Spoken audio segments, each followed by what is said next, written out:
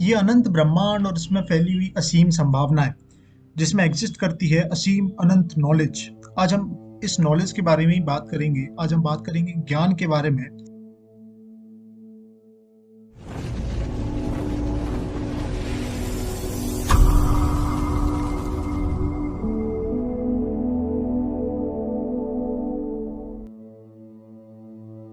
Knowledge के बारे में बात स्टार्ट करने से पहले सबसे पहले आपको ये समझना होगा कि नॉलेज किसी एक प्लेनेट ओन नहीं है।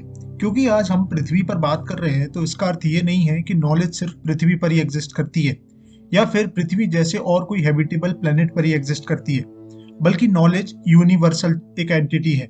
यानी कि पूरे ब्रह्मांड में नॉलेज एग्जिस्ट करती है और ये सिर्फ ह्यूमन ब्रेन की ही कैपेबिलिटी या कहें कैपेसिटी नहीं है कि नॉलेज को हम लोग रिसीव कर पाते हैं या फिर चीज़ें समझ पाते हैं या फिर कोई चीज़ डिस्कवर कर पाते हैं। ये पूरे ब्रह्मांड में ये फैली हुई है और ब्रह्मांड में हर एग्जिस्टिंग क्रीचर इस नॉलेज को ले सकता है, समझ सकता है, इसके द्वारा चीज़ों को परसीव कर सकता है अपने ब्रेन के थ्रू।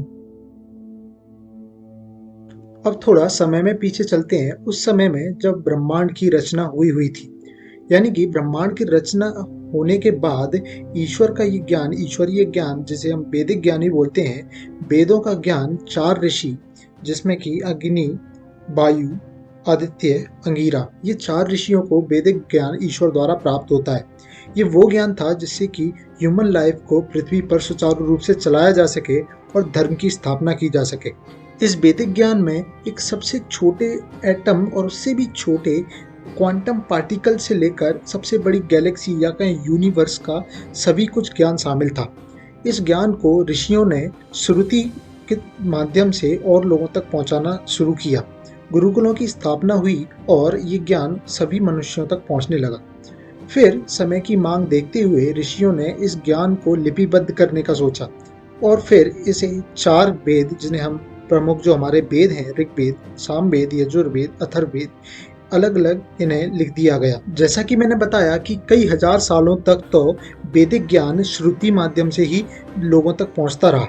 वैदिक ज्ञान के लिपिबद्ध होने के बाद ये ज्ञान समुच्च जगत में फैला और उसके बाद इसमें एक प्रमुख बात आती है, ये ज्ञान फैलने के बाद सभी ने अपने स्तर पर अध्ययन करना शुरू किया और इस अध्ययन के साथ साथ उन्होंने अपनी कुछ ट्रीटीज क्या कहें या फिर बुक उन्होंने स्थापित की, जैसे कि आयुर्वेद, अर्थशास्त्र, धनुर्वेद, ऐसे अलग अलग कई सारे सब्जेक्ट, सब कुछ इसी वैदिक ज्ञान वेदों से निकले। अब इस वैदिक ज्ञान की बात करने से के बाद अब हम एक स्टेप ऊपर चलते हैं और वो चीज देखते हैं जिसके लिए ये वीडियो बनाई गई है।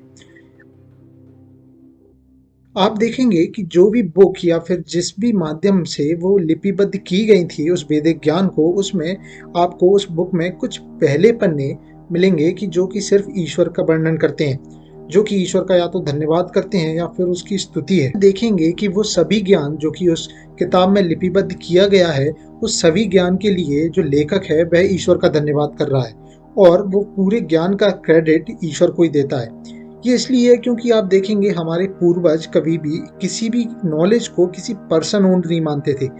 पर्सन ओन्ड नॉलेज हो ही नहीं सकती है। उनका मानना था ये पूरा ज्ञान ईश्वरीय ज्ञान है और ये हमें हमारी तपस्या द्वारा अर्जित किया गया है। और फिर अभी लिपिबद्ध करने का अर्थ ये नहीं हुआ कि ये ज्ञान हमारा हो गया, ये अभी भी ईश्वरीय ज्ञान है, हम सिर्फ इसे और लोगों तक पहुंचाने का एक माध्यम बन रहे हैं। और यही एक प्रमुख कारण रहा कि पास्ट में कभी भी हमारे पूर्वजों ने इस ज्ञान को या किसी भी चीज को पेटेंट या फिर कॉपीराइट कराने का बिल्कुल भी नहीं सोचा। अब धीरे धीरे समय निकलता जा रहा है और मुझे लगता है कि इस क्रेडिट की भागदौड़ के चक्कर में किसी दिन हम ज्ञान को ही खो देंगे। आपके इस बारे में और क्या थॉट है मुझे आप कमेंट सेक्शन में जरूर बताएं और हम मिलते हैं किसी और वीडियो में। जय मां भारती।